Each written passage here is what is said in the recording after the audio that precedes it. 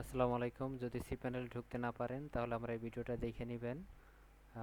আপনার C panel ঢোকার জন্য একটা লগইন ইউআরএল দেওয়া হবে, সেটাতে লগ ইন করবেন।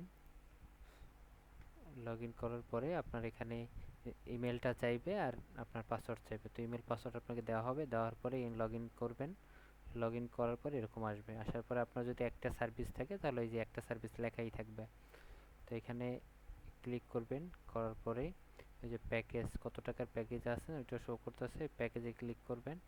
করার পরে এই যে লেখা আছে log in to cPanel, এই log in to cPanel click এরকম আসার পরে এই যে word page manage by software close এখানে ক্লিক করবেন।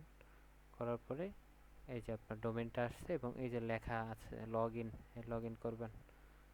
তাহলে আপনি এই যে আপনার ল্যান্ডিং পেজে ড্যাশবোর্ডে ঢুকতে পারবেন। আর আগে তো আমরা ওয়ার্ড পেজের অ্যাক্সেস দিতাম, ওয়ার্ড পেজের অ্যাক্সেস আর দরকার নাই, আপনি সি প্যানেল থেকে ঢুকতে পারবেন।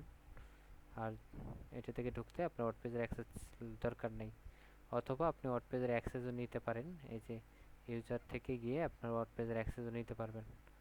সমস্যা হলে জানাবেন, আমরা আপনাকে দেখাই দিব।